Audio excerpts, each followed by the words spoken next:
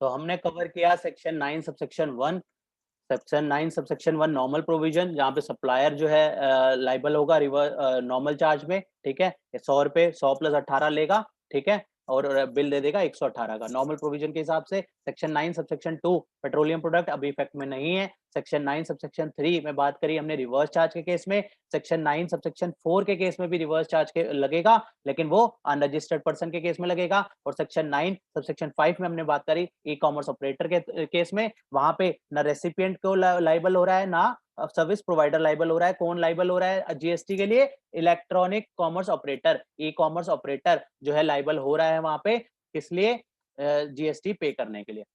तो हमें section 9 subsection 1 में नॉर्मल सप्लायर है, उसके अलावा अगर हम बात करें तो कहीं पे रेसिपिएंट लायबल हो रहा है, मतलब सेक्शन 9 3 और 4 में रेसिपिएंट लायबल हो रहा है, और 5 में कौन लायबल हो रहा है? 5 में लायबल हो रहा है ई कॉमर्स ऑपरेटर। तो ये हमारा लेवी का सेक्शन बनता है, section 9 of CGST act 2017, right? इस एक्ट के तहत ही जीएसटी लग रहा है। ये एक्ट अगर ये सेक्शन ना हो तो जीएसटी की लेवी ही ना बने, और लेवी ही ना बने तो कलेक्शन ही नहीं हो सकती। जब तक किसी टैक्स की लेवी नहीं होगी, वहां पे कलेक्शन ही नहीं हो सकती। इसलिए मोस्ट इंपॉर्टेंट सेक्शन बन जाता है हमारा। अब next section, composite levy. Composite levy बहुत इंपॉर्टेंट सेक्शन। इंपॉर्टेंट क्यों है? कोई भी प्रैक्टिकली पॉइंट ऑफ व्यू से समझे तो बहुत ही इंपॉर्टेंट सेक्शन बनता है कि हमें डिटरमाइन करना पड़ेगा कि हमें सेक्शन 10 कंपोजिट लेवी, जब हम रजिस्ट्रेशन कर रहे हैं तो हम कंपोजिट लेवी में जाएं, या हम नॉर्मल प्रोविजन में जाएं। नॉर्मल प्रोविजन में जाएं। नॉर्मल प्रोविजन क्या करता है? हमें पता है नॉर्मल प्रोविजन हमारा लगा देता है 18%, ठीक है? हमारा जो भी हमारा एप्लीकेबल रेट है 5%, 12%, 18%, 28%, और हमें जो है आईटीसी जो है अलाउ कर देता है। आईटीसी हमारा अलाउ कर देता है। ये क्या कहता है? कंपोजिट लेवी क्या कहता है? ये हमारा जो है रिड्यूस रेट, हमें कम रेट पे क्या देता है? आपकी आपकी गुड्स या सर्विस 5%, 12, 18, 28 में फॉल कर रही है, कोई बात नहीं, कोई कोई बात नहीं, आप कम रेट, यहाँ पे कम रेट। रेट कितना है अभी हम डिस्कस करेंगे, इस प्रोविजन में देखेंगे किस क्या क्या रेट्स हैं। रेट काफी नॉमिनल रेट होते हैं, कम रेट होते हैं, 1%, 5%, इस तरीके से रेट रहेंगे, ठीक है? उतना उस रेट पे कर दो, कोई बात नहीं। अब ऐसे तो हर कोई कंपोजिट ले लेगा, अगर कम रेट होगा तो कौन ज्यादा रेट देना जाएगा? कोई भी ज्यादा रेट पे नहीं जाना जाएगा, नॉर्मल प्रोविजन में नहीं जाना जाएगा, हर कोई कहेगा कंपोजिट पे जाते हैं, कम रेट है। लेकिन इसमें डिसएडवांटेज ये है कि इसमें आईटीसी जो है आपको नहीं मिलता। इसमें आईटीसी जो है नहीं मिलता, इसलिए कंपैरिजन करना पड़ता है कि हमें जो है ज्यादा टैक्स पे करके आईटीसी लेने में बेनिफिट है, या कम टैक्स पे करके आईटीसी छोड़ देने में बेनिफिट है। तो ये आप तभी कंपेयर कर सकते हैं जब सेक्शन 10 कंपोजिट लेवी हमें अच्छे से पता है कि क्या क्या कौन से केसेस में हमारा किस रेट पे टैक्स लगना है। तो हम कंपेयर कर सकते हैं कि हम जो अपना 12, 18, 28, 5 में दें और आईटीसी क्लेम कर लें, या फिर हम कंपोजिट में चले जाएं और सीधा सीधा अपने जो है रिड्यूस रेट पे जीएसटी पे कर दें और आईटीसी को भूल जाएं, ठीक है? तो ये सेक्शन 10 की शुरुआत करते हैं हम। सेक्शन 10 को हम बहुत डिटेल में कवर करेंगे। सेक्शन 10 को हम लास्ट में रिवाइज भी करेंगे चार्ट फॉर्म में, क्योंकि बहुत प्रैक्टिकली सोचे तो ये बहुत इंपॉर्टेंट सेक्शन है। प्रैक्टिकली लाइफ में बहुत ज्यादा यूज होगा इसका, और डिसीजन मेकिंग में बहुत हेल्प करता है कि क्या हमें किस उसमें जाना है। हमें क्योंकि जब भी रजिस्ट्रेशन करते हैं तो नॉर्मली हमें ये दो क्राइटेरिया तो मिलते हैं कि कहाँ पे हमें कंपोजिट लेवी लेनी है। कई आपको क्लाइंट्स वगैरह मिलेंगे जहाँ पे जिन्होंने कंपोजिट स्कीम में वो फॉल करते होंगे, कई मिलेंगे जो नॉर्मल में करते होंगे। आपसे नॉर्मल वाले पूछ लेंगे क्या मैं कंपोजिट में चले जाऊँ, क्या मुझे बेनिफिट है, या नॉर्मल वाले कहेंगे कि यार मैं कंपोजिट में चले जाऊँ। तो दोनों केसेस हो सकते हैं। तो एग्जिस्टिंग रजिस्ट्रेशन के लिए भी फायदा है, और कोई नया क्लाइंट आपसे पूछता है कि मेरे को किस में जाना चाहिए, कंपोजिट में जाना चाहिए, नॉर्मल में जाना चाहिए, उसमें भी फायदा है। तो हमें इसलिए इसका ध्यान में रखना है कि किस तरीके से हमें जो है इसका कंप्लाई करना है। ये कहता है इसका क्या सबसेक्शन 1 क्या बात करता है? सबसेक्शन 1 कहता है इसका नॉट विथस्टैंडिंग एनीथिंग कंटेन। सबसे पहले कहता है notwithstanding anything to the contrary contain in this act. क्या मतलब होता है नॉट विथस्टैंडिंग एनीथिंग? इसका हमने पहले भी पढ़ा हुआ है। नॉट विथस्टैंडिंग एनीथिंग काफी जगह लिखा हुआ आएगा, सब्जेक्ट टू लिखा हुआ आएगा। इसको हमने बात करी है कि ये जो है स्पेसिफिक सीजीएसटी एक्ट, मतलब हम कहें जीएसटी से वो नहीं करता। ये लॉ की टर्म है, notwithstanding anything, subject to, ये किसी भी बिजनेस लॉ पढ़ोगे, कोई भी कंपनी लॉ पढ़ोगे, हर जगह जो है इस तरीके की टर्म यूज होंगी। तो इसलिए जानना बहुत जरूरी है कि ये टर्म्स क्या होती हैं। Notwithstanding to the contrary contain in this act, मतलब कुछ भी ऐसी चीज जो कि कॉन्ट्रेरी, जो कि अपोजिट है इस एक्ट के, उसको उसके अलावा बात करती है ये। नॉट विद स्टैंडिंग एनीथिंग मतलब उसमें कुछ भी लिखा हो उसके अलावा बात करता है सेक्शन 10। बट यहाँ पे कहता है but subject to provision of section 9 subsection 3 and 9 subsection 4। But subject to provision section 9 3 4, section 9 3 और 4 किसके थे, अभी हमने पढ़े हैं जस्ट। सेक्शन 9 और 3 और 4 थे आरसीएम के केसेस में। आरसीएम जहाँ पे 9 3 में हमने पढ़ा, जहाँ पे स्पेसिफाइड गुड्स और सर्विसेज, गुड्स और सर्विसेज होंगी, जहाँ पे हमने एडवोकेट की सर्विसेज का एग्जांपल लिया। 9 4 किस में डील करता था, अनरजिस्टर्ड पर्सन से अगर हम कोई चीज लेते हैं तो वो 9/4 में जो है रेसिपिएंट को आरसीएम में जो है टैक्स पे करना पड़ता था। 9/3 9/4 दोनों आरसीएम के थे, हमें क्लियर होने चाहिए। यहाँ पे कहता है subject to provision of section 9/3 and 9/4, मतलब जिसने कंपोजिट लेवी ली है, जिसने कंपोजिट लेवी ली है, मान लेते हैं मैं नॉर्मल स्कीम में नहीं हूं, मैं कंपोजिट लेवी में हूं, ठीक है। अब मुझे क्या करना है, मुझे आईटीसी नहीं मिलेगा। अभी हमने स्टार्टिंग में बात करी आईटीसी नहीं मिलेगा, ये आईटीसी नहीं मिलेगा कहाँ लिखा है, वो हम आईटीसी के चैप्टर में देखेंगे। जब हम आईटीसी वाला चैप्टर पढ़ेंगे इनपुट टैक्स क्रेडिट का, वहां पे हम देखेंगे, वहां पे सेक्शन में लिखा हुआ है कि कंपोजिट लेवी वाले केस में जो है आईटीसी नहीं मिलेगा, ठीक है। अभी जस्ट रेफरेंस के लिए मैंने यहाँ पे बताया कि ये कंपोजिट के केस में आईटीसी नहीं मिलता, ताकि आप कंपेयर कर सको कि हमें नॉर्मल में फायदा है या उसमें फायदा है, इसलिए जस्ट रेफरेंस दिया। प्रोविजन हम वहां पे पढ़ेंगे।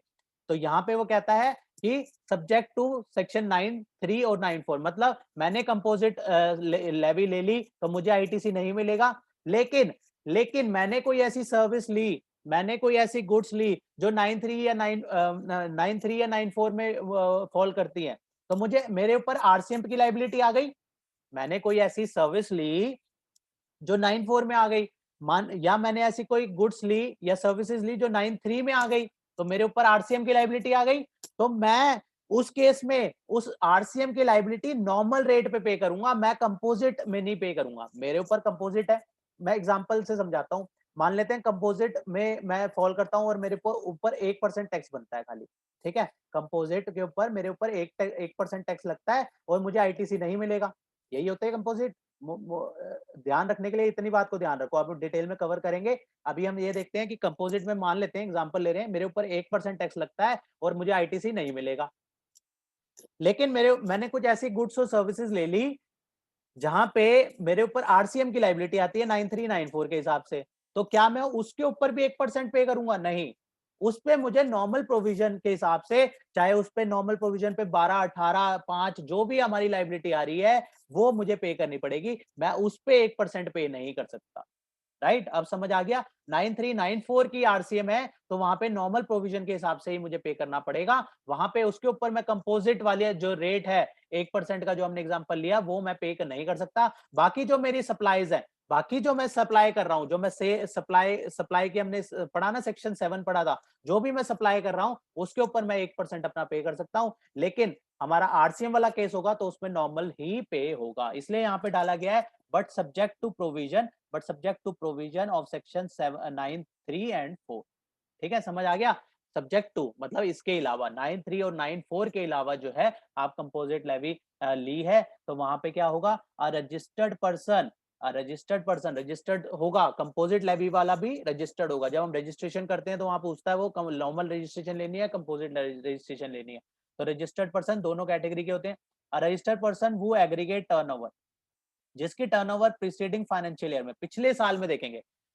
रजिस्ट्रेशन के लिए कंपोजिट लेनी है तो पिछले साल की टर्नओवर देखनी पड़ेगी, उस पर डिपेंड करेगा। अगर वो टर्नओवर बेसिकली कंपोजिट लेवी के लिए क्या है, ये छोटे क्लास ऑफ पर्सन के लिए बनाई गई है, हर कोई नहीं ले सकता इसको। जो बड़ा एसएससी है मतलब जिसकी टर्नओवर ज्यादा है वो नहीं ले सकता, ये छोटे क्लास ऑफ पर्सन के लिए बेनिफिट दिया गया है।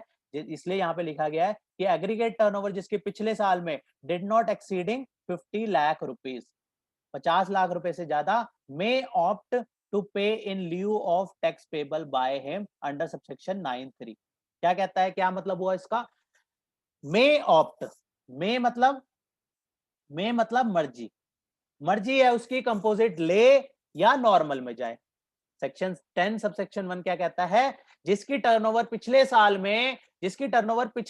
में 50 लाख से कम है, जिसकी एग्जांपल साथ साथ कोरिलेट करो, एक पर्सन है, उसकी टर्नओवर पिछले साल की पूरे साल की टर्नओवर 40 लाख है एग्जांपल के तहत। अभी हम टर्नओवर पे भी डिस्कशन करेंगे, टर्नओवर पे।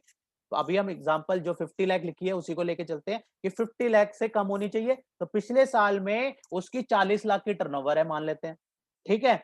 तो उसके पास क्या क्या ऑप्शन है कि वो नॉर्मल में हो, ठीक है, या फिर वो कंपोजिट में हो, ठीक है। मे ऑप्ट, वो रेगुलर में रजिस्ट्रेशन है तो भी वो कंपोजिशन ले सकता है नेक्स्ट ईयर, और नॉर्मल में भी रह सकता है, ठीक है। मे ऑप्ट मर्जी है, इन लिeu ऑफ मतलब उसकी जगह, नॉर्मल की जगह, नॉर्मल कहां पे लिखा हुआ है 9(1) में, 9(1) हमने जब पढ़ा था वहां पे क्या था, फॉरवर्ड चार्ज पढ़ा था ना 9(1) में, ऊपर अभी पढ़ा है, जस्ट रेफरेंस के लिए दोबारा दिखा देता हूँ। 9(1) फॉरवर्ड चार्ज की बात करी थी हमने यहाँ पे कि नॉर्मल केस में क्या रहेगा, पर्सन को जो है पे करना पड़ेगा नॉर्मल चार्ज में जीएसटी। तो वहां पे नॉर्मल चार्ज के केस में 9(1) के तहत जो है उसको जीएसटी पे करना था। वो कहता है 9(1) की जगह, 9(1) की जगह वो जो है 10(1) में आ सकता है, और 10(1) में जो है वो कंपोजिट स्कीम ले सकता है। यही कहा है may opt to pay in lieu of tax payable by him under subsection 1 of section 9, मतलब 9(1) की जगह जो है वो सेक्शन 10 में पे कर सकता है। क्या पे कर सकता है, an amount calculated at the rate, an amount पे कर सकता है एट अ रेट, जो कि रेट जो है अभी प्रिस्क्राइब्ड, अभी देखेंगे हम क्या क्या रेट है, but not exceeding maximum limit. ऊपर भी देखा था ना हमने सेक्शन 9 में मैक्सिमम लिमिट वहां पे लगाई हुई थी 20% की। ऊपर सेक्शन 9 दोबारा दिखा देता हूं मैं, ऐसे अभी अभी पढ़ा है, जस्ट याद ही होना चाहिए। यहाँ पे 20% की ये लिमिट लगाई हुई थी, हमने कहा था आईजीएसटी में 40% की मिलेगी इसी तरीके से। तो यहाँ पे भी सेक्शन 10 में भी उसने मैक्सिमम के लिए जो है लिमिट लगा दी। तो मैक्सिमम रेट कितना कितना रहेगा, 1%। मैक्सिमम रेट रहेगा 1% of the turnover in state in case of manufacturer. अगर वो person as a manufacturer register कर रहा है तो उसको कितना 1% उस पर टैक्स लगाना है, 1% ऑफ टोटल टर्नओवर, ठीक है। उसके बाद मैन्युफैक्चरर के अलावा अभी हम पॉइंट नंबर सी में आते हैं। पहले पॉइंट नंबर सी कहता है 0.5%। अभी हमने ऊपर कितना पढ़ा 1%, यहाँ कितना पड़ेगा 1% टैक्स लगाएगा यहाँ पे। अब कितना कहता है यहाँ पे 0.5%, 0.5% टैक्स लगाएगा of the turnover in case of other supplier. Manufacturer के अलावा बात कर रहा है, इसको हम कह सकते हैं नॉर्मल समझने के लिए ट्रेडर। अगर वो ट्रेडर है तो वो कितना 0.5% अपनी टर्नओवर का जो है पे कर सकता है इन कंपोजिशन स्कीम। मैन्युफैक्चरर है तो 1% पे कर सकता है अंडर कंपोजिशन स्कीम। अब बी पार्ट कहता है 2.5%, 2.5% ऑफ द टर्नओवर। अब ये 2.5% कौन से केसेस में हो गया, 2.5% हो गया engage in making supply referred in clause B of paragraph 6 of schedule 2। जब हमने पिछली डिस्कशन में किया था सप्लाई, तो वहां पे हमने शेड्यूल 2 किया था। शेड्यूल 2 में जो है एक पैराग्राफ 6B था। पैराग्राफ 6B बात करता था रेस्टोरेंट सर्विसेज के बारे में। वहां पे वो क्लासिफाई करता था, क्या क्लासिफाई करता था इसको, सप्लाई ऑफ सर्विस क्लासिफाई करता था। जहां पे उसने क्लासिफाई किया था कि कौन से केसेस में हम सप्लाई ऑफ गुड्स मानेंगे, कौन से में सप्लाई ऑफ सर्विसेज मानेंगे। शेड्यूल 2 ये बताता था। जहां पे पैराग्राफ 6 में ए और बी थे, ए बताता था वर्क कॉन्ट्रैक्ट का और बी बताता था रेस्टोरेंट सर्विसेज का। जहां पे गुड्स और सर्विसेज दोनों सप्लाई होते हैं, ऐसे केसेस में क्या मानेंगे उसको। वहां पे दो केसेस की बाइफर्केशन डाली गई थी, वर्क कॉन्ट्रैक्ट की बाइफर्केशन डाली गई थी। जहां पे वर्क कॉन्ट्रैक्ट है, अभी हम उसकी बात नहीं करेंगे ताकि मिक्सअप हो जाएगा। अभी हम क्लॉज बी की ही बात करेंगे, क्लॉज बी, क्योंकि हमने रेफरेंस के लिए यहाँ पे कंपोजिट स्कीम में सिर्फ क्लॉज बी कवर होता है। क्लॉज बी कवर करता था रेस्टोरेंट सर्विस के केस में, जहां पे हम खाना खाने गए तो हमने खाना खाया, लेकिन हमने वहां पे क्या था, हमने खाना लिया मतलब गुड्स ली, लेकिन हमने साथ में हमें वेटर देने आया, वो सब हमें सप्लाई ऑफ सर्विस भी मिली। हम वहाँ पे उसको क्या मानते हैं? उसको सप्लाई ऑफ सर्विस माना जाता है। वहाँ पे सप्लाई ऑफ सर्विस की बाइफरकेशन के लिए वहाँ पे डाला गया था शेड्यूल 2 में। यहाँ पे क्या कहता है? यहाँ पे कहता है कि अगर आप शेड्यूल 2 का पैराग्राफ 6 का क्लॉज बी में फॉल करते हैं, मतलब अगर आप रेस्टोरेंट सर्विसेज दे रहे हैं, तो वहाँ पे भी आप कंपोजिट स्कीम का बेनिफिट ले सकते हैं। वहाँ पे आपको जो है 2.5% जो है देना होगा। 2.5% देना होगा। ये जो रेट है वो सीजीएसटी एक्ट में लिखा हुआ है, ठीक है? तो इसी तरीके से जो है एसजीएसटी में भी लिखा होगा। तो यहाँ पे अगर हम टोटल टैक्स की बात करें तो 2.5% सीजीएसटी, 2.5% एसजीएसटी, 5% हो जाएगा। ट्रेडर के केस में 0.5% सीजीएसटी, 0.5% एसजीएसटी हो जाएगा, 1% हो जाएगा। और यहाँ पे ऊपर जो हमने मैन्युफैक्चरर वाला किया था, वहाँ पे 1% प्लस 1% हो जाएगा। तो वहाँ पे 1% प्लस 1% 2% जो है मैन्युफैक्चरर के केस में टोटल। अगर हम टोटल रेट की बात करें तो यहाँ पे 2% हो गया टोटल रेट, यहाँ पे 5% हो गया टोटल रेट रेस्टोरेंट केसेस में, और ट्रेडर के केस में जो है 1% हमारा टोटल टैक्स हो गया। यहाँ पे जो है 2.5% जो लगना है वो टैक्सेबल सप्लाई के ऊपर लगना है, और यहाँ पे सी कैटेगरी में जो 0.5 लगना है वो भी टैक्सेबल सप्लाई के ऊपर लगना है। लेकिन जो मैन्युफैक्चरर के केस में है वहां पे टोटल, वहां पे जो है उसकी टोटल टर्नओवर जो होगी उसके ऊपर जो है 1% प्लस 1% उसका लग जाएगा। ठीक है? हमें सीजीएसटी एक्ट पढ़ रहे हैं तो सीजीएसटी एक्ट का रेट ध्यान रख लो या टोटल रेट ध्यान में रख लो, कोई भी रेट ध्यान में रख लो। हमें उस तरीके से चलना है कि अगर हम सीजीएसटी एक्ट की बात करें तो वहां पे 1% मतलब हमारा 1% सीजीएसटी, 1% एसजीएसटी मैन्युफैक्चरर के केस में। और अगर हम रेस्टोरेंट सर्विसेज की बात करें तो 2.5% सीजीएसटी, 2.5% एसजीएसटी रेस्टोरेंट सर्विसेज के केस में। और ट्रेडर है, मतलब ट्रेडर कौन हो गया? एज इट इज जो माल बेच देता है, माल लिया और बेच दिया, वो ट्रेडर अगर काम कर रहा है तो वो भी कंपोजिट स्कीम ले सकता है। उसको सिर्फ 0.5% जो है 0.5 प्लस 0.5 सीजीएसटी, 0.5 एसजीएसटी लगेगा, 1% उसका टैक्स लगेगा। तो ये जो है तीन टैक्स जो है अभी अगर हमने देखे, इसके अलावा और भी नीचे टैक्स आएगा तो वो उसको हम अलग से डिस्कस करेंगे। अभी हमें ध्यान में रखने हैं यही तीन टैक्स। कौन कौन से? मैन्युफैक्चरर के केस में 1+1, रेस्टोरेंट सर्विस के केस में 2.5+2.5, और ट्रेडर के केस में 0.5 प्लस 0.5%। तो हमारे ये तीन केस आ गए कंपोजिट स्कीम के केस में। हम ये तीन जो है ले सकते हैं। वो कौन ले सकता है? जिसकी टर्नओवर जो है 50 लाख, अभी जो लिखा है 50 लाख। अब हम उसके आगे की बात करते हैं, टर्नओवर में क्या चेंज है।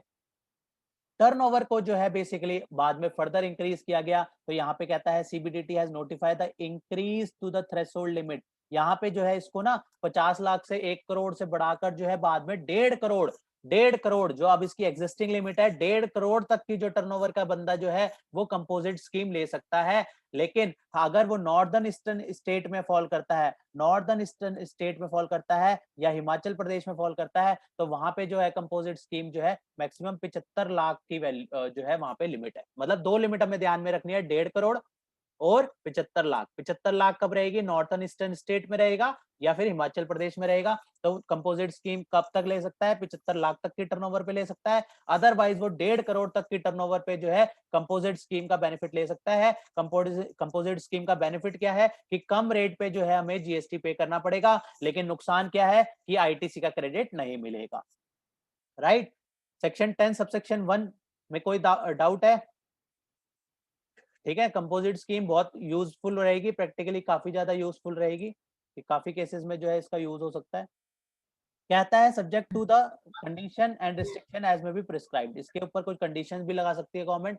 यहाँ पे कहता है प्रोवाइडेड दैट द गवर्नमेंट में, प्रोवाइडेड दैट द गवर्नमेंट में बाय नोटिफिकेशन, गवर्नमेंट में by notification increase the set limit of 50 lakh rupees. 50 lakh की लिमिट को जो है वो बढ़ाकर जो है 1.5 करोड़, जो हमने ऊपर बात करी, हमने ऊपर बात भी करी कि इसको बढ़ाकर जो है 1.5 करोड़ तक जो है बढ़ा दिया गया है। ये जो है धीरे धीरे इसको, पहले 50 लाख की लिमिट थी उसको धीरे धीरे बढ़ा के जो है 1.5 करोड़। अब हमें जो ध्यान में रखना है वो बेसिकली 1.5 करोड़ की लिमिट को ध्यान में रखना है कि 1.5 करोड़ तक में जो है composition scheme as per section 10 subsection 1 जो है ले सकता है। और नॉर्दर्न ईस्टर्न स्टेट में या हिमाचल प्रदेश में जो लिमिट रहेगी वो 75 लाख की रहेगी।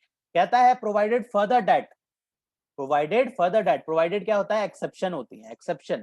Provided further that a person वो ऑप्ट, ऑप्ट क्यों लिखा है? मतलब मर्जी है, इसलिए जो पर्सन ऑप्ट करेगा composition to pay tax under clause A B और सी। हमने क्लॉज ए बी और सी तीनों में देखे। ए में कौन सा था? मैन्युफैक्चरर था। बी में कौन सा था? रेस्टोरेंट सर्विसेज थी। और सी में कौन सा था? ट्रेडर था। तीनों कैटेगरी देखी ना हमने। तो कहता है provided further that person who opt to pay under clause A, B or C may supply services other than referred in clause B of paragraph 6 of schedule 2। क्या कहना चाह रहा है ये, हमने जो 1 और C में बात करी, 1 और C मतलब A और C में जो बात करी, दोबारा से आते हैं तीनों में। हमने मैन्युफैक्चरर, ट्रेडर और सर्विस, पहले A में कौन से था, मैन्युफैक्चरर, B में कौन सा था, रेस्टोरेंट सर्विसेज। ध्यान दो नाम में, रेस्टोरेंट सर्विसेज, सर्विसेज कह रहे हैं हम यहाँ पे। पहले में हमने कहा मैन्युफैक्चरर, मैन्युफैक्चरर है तो वो क्या होगा, गुड्स पे डील कर रहा है। मैन्युफैक्चरर है तो इसका मतलब वो गुड्स बना रहा है कोई ना कोई।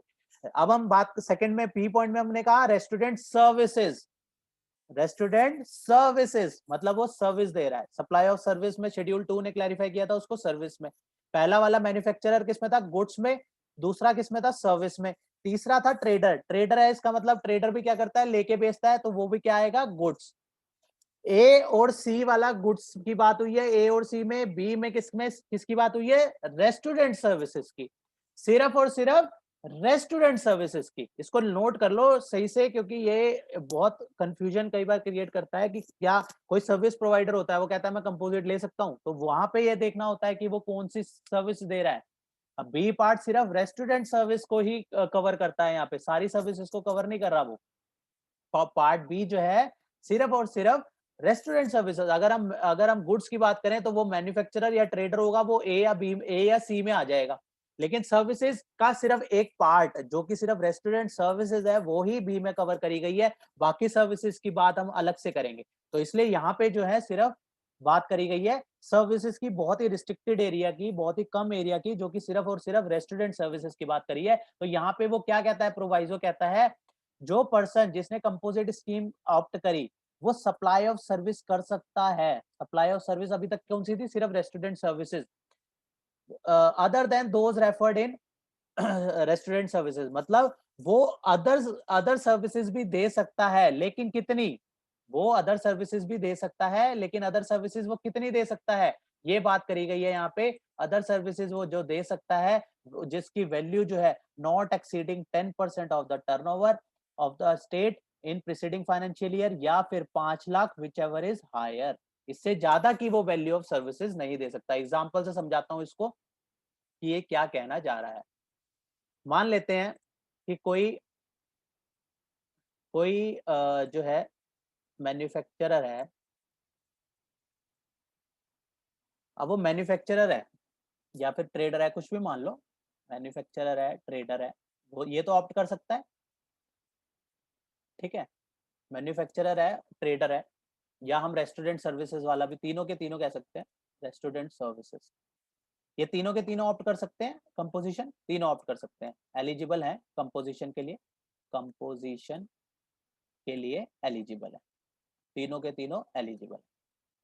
लेकिन इनमें कंडीशन लगाई गई कि आप जो है ये, क्योंकि मैन्युफैक्चरर जो है वो गुड्स, यहाँ पे हमने बात करी कि मैन्युफैक्चरर है वो गुड्स पे डील करेगा, ट्रेडर है वो गुड्स पे डील करेगा, और रेस्टोरेंट सर्विसेज जो है सिर्फ यही रेस्टोरेंट वाली जो सर्विसेज है सिर्फ और सिर्फ यही सर्विसेज कवर हुई गई, बाकी नहीं हुई।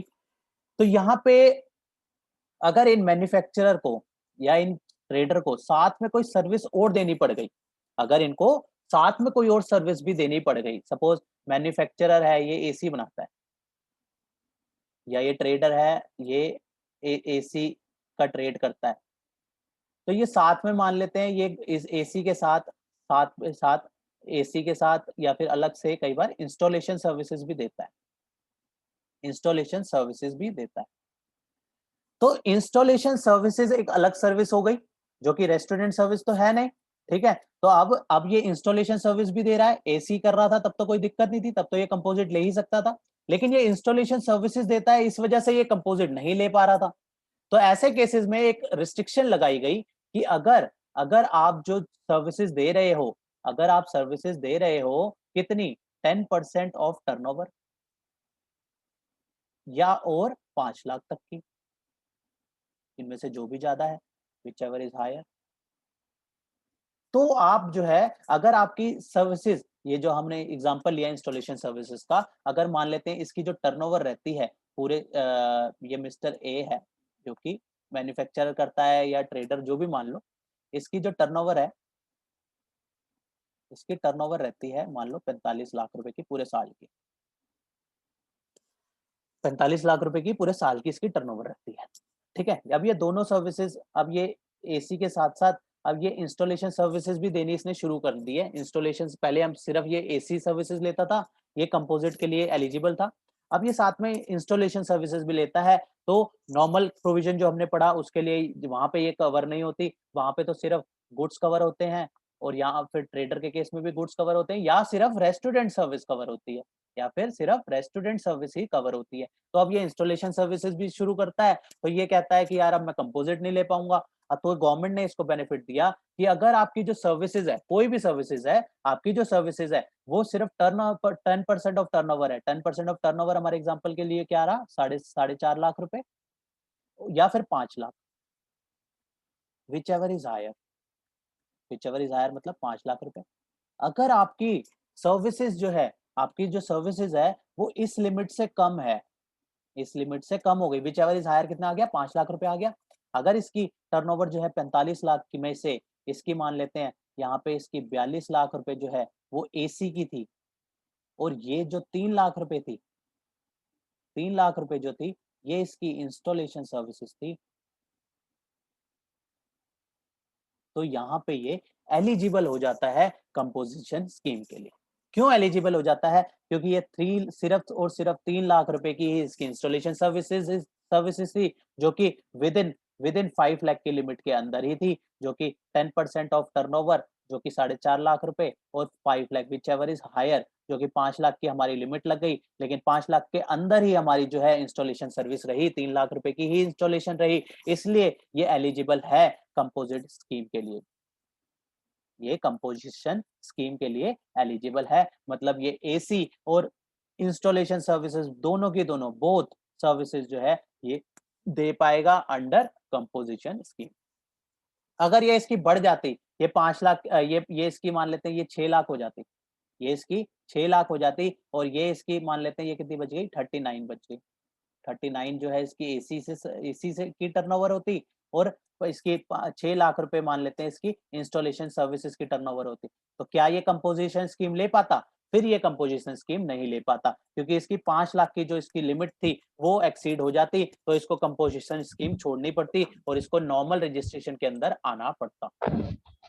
तो ये प्रॉब्लम हो जाती है कि यहाँ पे जो लिमिट लगाई गई है ये 10% ऑफ टर्नओवर और 5 लाख व्हिचएवर इज हायर से ज्यादा आपकी जो है सर्विस जो कि उससे आपकी प्रोडक्ट से रिलेट करती है, मतलब कोई भी सर्विसेज हो वो जो है 10% ऑफ टर्नओवर या फिर 5 लाख से ज्यादा नहीं होनी चाहिए। तो वो जो है आप अदर सर्विसेज, यहाँ पे देखो अलग से लिखा हुआ था अदर देन, यहाँ पे इसको इम्पोर्टेंट, ये जो सर्विसेज की बात कर रहा है other than restaurant service. Restaurant services में तो कोई दिक्कत ही नहीं है, वो तो पूरी की पूरी अलाउ है कंपोजिशन के लिए। यहाँ पे जो ये सर्विसेज की बात करी गई है ये अदर देन रेस्टोरेंट सर्विस की बात कही है। यहाँ पे जो हमने एग्जांपल लिया, यहाँ पे हमने इंस्टॉलेशन सर्विसेज का एग्जांपल लेके चले, तो ये भी इसके लिए भी जो हमने एग्जांपल लिया वहां पे 3 लाख रुपए की इंस्टॉलेशन सर्विसेज थी उसकी, तो वो अलाउ हो गई और अगर वो बढ़ जाएगी वो तो वो कंपोजिशन से उसको बाहर आना पड़ेगा, तो फिर वो कंपोजिशन नहीं ले सकता। तो यहाँ पे भी इसको समझने के लिए मैंने इजी डायग्राम फॉर्म में इसको लिख दिया। वैल्यू ऑफ सर्विसेज मैक्सिमम कितनी हो सकती है? वैल्यू ऑफ सर्विसेज मैक्सिमम मतलब लेस देन होनी चाहिए, ये सर्विसेज जो है लेस देन होनी चाहिए। हमारे एग्जांपल के तहत कितनी थी? 3 लाख रुपए थी, जो कि 10% ऑफ टर्नओवर जो कि हमारा एग्जांपल में 4.5 लाख रुपए और 5 lakh rupees whichever is higher, तो हमारा हायर क्या बना? 5 लाख रुपए। तो 5 लाख रुपए से जो है 3 लाख रुपए हमारा कम हो जाता है, इसलिए हम एलिजिबल थे कंपोजिशन स्कीम के लिए। और यही अगर बढ़ जाता जो हमने एग्जांपल लिया था, तो हमारी अगर वैल्यू ऑफ सर्विसेज मतलब इंस्टॉलेशन सर्विसेज की वैल्यू अगर हमारी बढ़ जाती और 6 लाख रुपए हो जाती, तो हम जो है प्रोवाइजो में फॉल नहीं करते और हमें कंपोजिशन फिर छोड़ना पड़ता, हम फिर कंपोजिशन नहीं ले सकते थे। राइट, ये जो है बेसिकली प्रोवाइजो ये बात करता है। अब कहता है, अब हम बात करेंगे एक्सप्लेनेशन की। एक्सप्लेनेशन क्या कहती है इसके? For the purpose of second proviso, जो सेकंड प्रोवाइजो की हमने बात करी, वैल्यू ऑफ एग्जेम्प्ट सप्लाई। अब यहाँ पे जो कहता है सप्लाई ऑफ सर्विस की भी, एग्जेम्प्ट सप्लाई ऑफ सर्विस की बात करता है। Value of exempt supply of service provided by way of existing loan deposits advances insofar as a consideration representative by way of interest discount shall not be taken into account to the value of turnover. जब हम turnover निकाल रहे हैं, जिसकी हम turnover जहां पे जो हम 10% की यहाँ पे लिमिट लगा रहे हैं, जो ये 10% की हमने टर्नओवर के लिए निकालने के लिए जो लिमिट लगाई, इसमें क्या इंक्लूड नहीं होगा, कौन सी टर्नओवर इंक्लूड नहीं होगी, वो कहता है अगर कोई एग्जेम्प्ट सप्लाई, चाहे वो इंटरेस्ट एग्जेम्प्टेड या डिस्काउंट एग्जेम्प्टेड हो, तो ऐसे केसेस में जो है वो टर्नओवर में इंक्लूड नहीं होगी। वो टर्नओवर में इंक्लूड नहीं होगी तो यहाँ पे जो है इसका अमाउंट जो है यहाँ पे बढ़ जाएगा, तो हमारा चांसेस यहाँ पे और ज्यादा बढ़ जाएंगे कंपोजिशन का ऑप्ट करने के लिए। ठीक है, यहाँ पे बेसिकली किसको इस टर्नओवर की बात करी गई है यहाँ पे, और इस टर्नओवर में क्या एक्सक्लूड करा गया है, इस टर्नओवर में एग्जेम्प्ट सप्लाई ऑफ सर्विसेज, वो भी सिर्फ तब जब वो डिपॉजिट लोन और एडवांसेस के लिए हो, डिपॉजिट लोन एडवांसेस के लिए हो, और उस पे जो एग्जेम्प्ट सप्लाई ऑफ सर्विस का जो मिलेगा, क्या मिलेगा उसमें, इंटरेस्ट मिलेगा ना। अगर हम किसी को लोन दे रहे हैं तो हमें क्या मिलेगा, बैंक के पॉइंट ऑफ व्यू से अगर हम इसको सोचें तो बैंक जो है लोन दे रहा है, और अगर उसका उसका जो इंटरेस्ट जो है वो इंटरेस्ट ऑन लोन चार्ज कर रहा है वो एग्जेम्प्ट है, तो ऐसे केसेस में वो टर्नओवर का पार्ट जो है वहां पे नहीं बनेगा, उसको एक्सक्लूड करा गया है। ये एक एक्सक्लूजन में सिर्फ इतना ही आता है, इसके अलावा एक्सक्लूजन में और कोई एक्सक्लूजन नहीं है। नॉर्मल जो है वैल्यू जो है 10% ऑफ टर्नओवर और 5 लाख से कम होनी चाहिए। सेकेंड पार्ट जो है इसका ये इंपॉर्टेंट है, क्योंकि अभी तक हमने जो देखा वो देखा कि मैन्युफैक्चरर को टोटली कवर कर दिया, ट्रेडर को कवर कर दिया, और रेस्टोरेंट का सिर्फ जो है रेस्टोरेंट सर्विसेज को ही कवर करा गया। अब यहाँ पे बात करी गई कि बाकी सर्विसेज का क्या, बाकी भी बहुत सारी सर्विसेज हैं, वो क्या कंपोजिशन स्कीम नहीं ले सकती, वो सिर्फ जो है अगर वो रिस्ट्रिक्ट हो जाएगी सिर्फ 10% ऑफ टर्नओवर और 5 लाख तक ही, तो ही कंपोजिशन ले सकती हैं। बाकी सर्विस प्रोवाइडर के लिए तो फिर दिक्कत वाली बात है, अगर वो कंपोजिशन लेना चाहते हैं तो वो नहीं ले पाएंगे, तो उसके लिए जो है आगे बात करी गई, उसके लिए भी उसको भी एक मौका दिया गया, वो भी जो है कंपोजिशन स्कीम ले सकता है। वो कैसे लेगा उसको हम चर्चा करेंगे। The registered person, second point में कहता है, सेक्शन 10 सबसेक्शन 2 में कहता है, registered person shall be eligible to opt under subsection 1।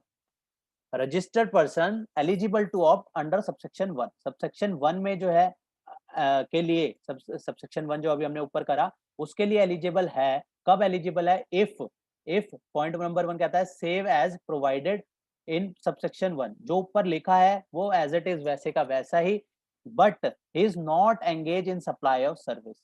वो कब नहीं ले सकता, सप्लाई ऑफ सर्विस में नहीं ले सकता। इसका मतलब क्या लिखता है, सिर्फ रेस्टोरेंट सर्विसेज के लिए ही अलाउ है, क्योंकि पैराग्राफ 2 का जो क्लॉज जो पैराग्राफ 2 का सॉरी शेड्यूल 2 का पैराग्राफ 6 क्लॉज बी को ही एलिजिबल ऊपर करा गया है, इसलिए सिर्फ और सिर्फ रेस्टोरेंट सर्विसेज ही अलाउड है। और दूसरा कहता है अगर वो engage in not engage in making any goods not leviable to tax, कोई ऐसे गुड्स को बना रहा है जो कि टैक्स, जिसमें tax not leviable to tax, जिसमें जीएसटी नहीं लगना, तो वो भी वहां पे भी कंपोजिशन स्कीम नहीं ले सकता। जिसमें जीएसटी ही नहीं लगना वहां पे कंपोजिशन का तो कोई बात ही नहीं है।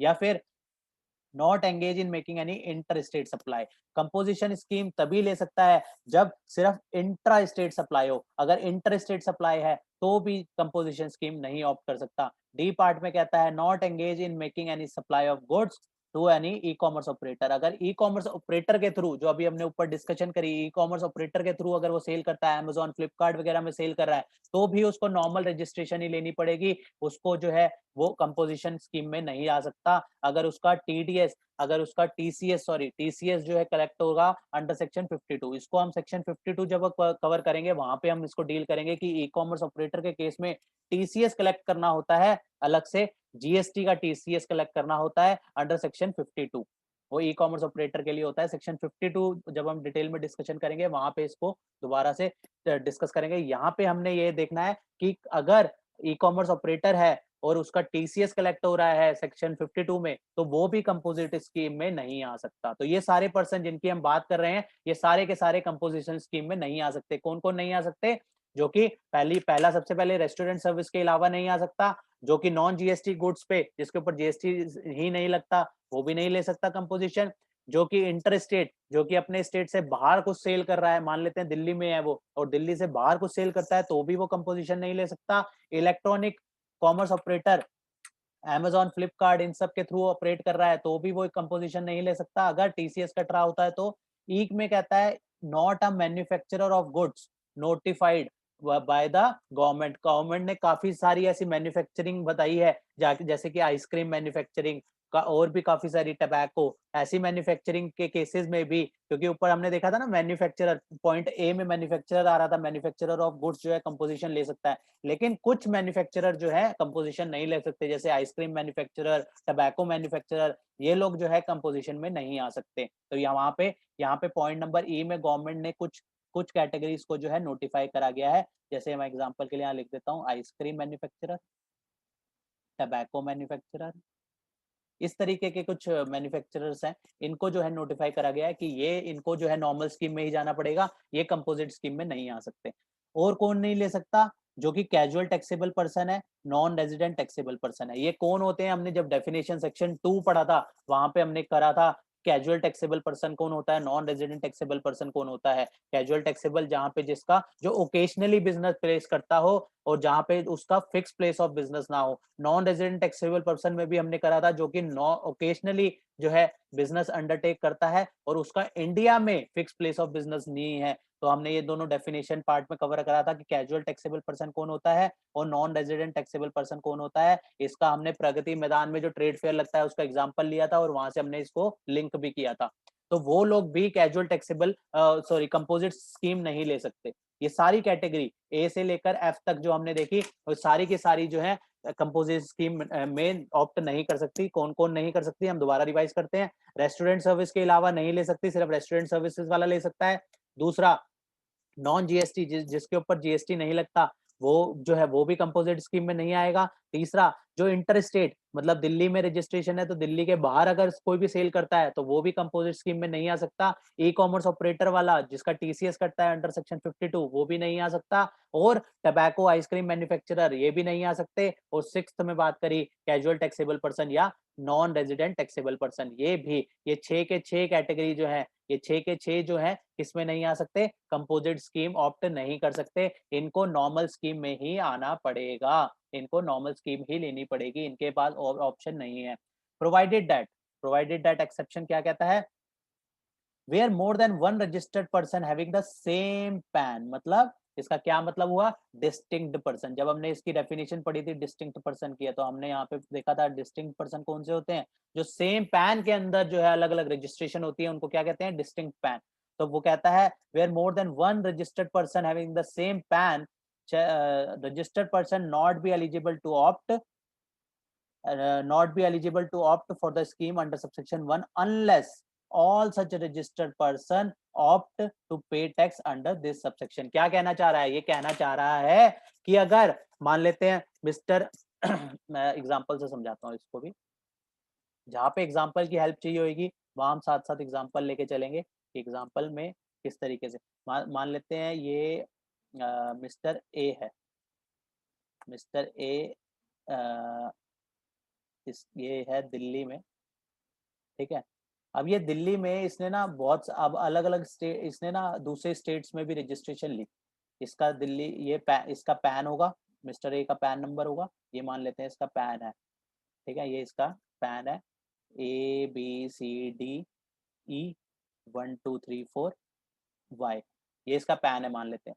अब इसने दिल्ली में भी रजिस्ट्रेशन ली है, इसने यूपी में भी रजिस्ट्रेशन ली है, इसने हरियाणा में भी रजिस्ट्रेशन ली है, इसने राजस्थान में भी रजिस्ट्रेशन ली है, ठीक है। तो इसका रजिस्ट्रेशन ऐसे ही होगा ना, 07 इसका पैन नंबर आ जाएगा, फिर आगे डिजिट 3 डिजिट आ जाएंगे। यूपी का इसका रजिस्ट्रेशन आ जाएगा 09 पैन आ जाएगा, सेम पैन होगा यही ABCDE 1234Y, फिर स्टेट कोड वगैरह वो आ जाएगा न्यूमेरिक डिजिट। फिर ये हरियाणा का 06 इसका पैन नंबर आ जाएगा और फिर आगे अलॉटमेंट नंबर इसके 3 डिजिट का आ जाएगा, ठीक है। फिर उसके बाद इसका राजस्थान में जो भी इसका स्टेट कोड चलता है उसके बाद पैन नंबर फिर 3 डिजिट। तो इस तरीके से इसका पैन नंबर जो है सब में सेम रहेगा, ठीक है। पैन नंबर ये इसमें 1 2 3 और ये 4 जो इसने दिल्ली जो मिस्टर ए ने रजिस्ट्रेशन लिया अलग अलग स्टेट में, चारों में इसका जो है रजिस्ट्रेशन सेम रहेगा। तो ये प्रोविजन कहता है कि अगर मिस्टर ए ने कंपोजिट स्कीम लेनी है, मिस्टर ए ने कंपोजिट स्कीम लेनी है और वो एलिजिबल है कंपोजिट स्कीम के लिए, क्योंकि हमने टर्नओवर वगैरह देखी ना, टर्नओवर देखी और हमने देखा मैन्युफैक्चरर ट्रेडर या फिर रेस्टोरेंट सर्विस के लिए हो सकता है। मतलब ये सारी कंडीशन जो हमने देखी वो सारी कंडीशन सेटिस्फाइड करता है मिस्टर ए और ये कंपोजिट स्कीम में जाता है, तो इसको या तो सब में कंपोजिट लेगा वो, ए इसमें दिल्ली में भी, यूपी में भी, हरियाणा में भी और राजस्थान में भी, या फिर किसी में भी नहीं लेगा। मतलब कंपोजिशन में आना है तो टोटली कंपोजिशन में आना पड़ेगा या फिर टोटली कंपोजिशन से बाहर रहेगा। ऐसा नहीं है कि यहाँ दिल्ली में इसने कंपोजिशन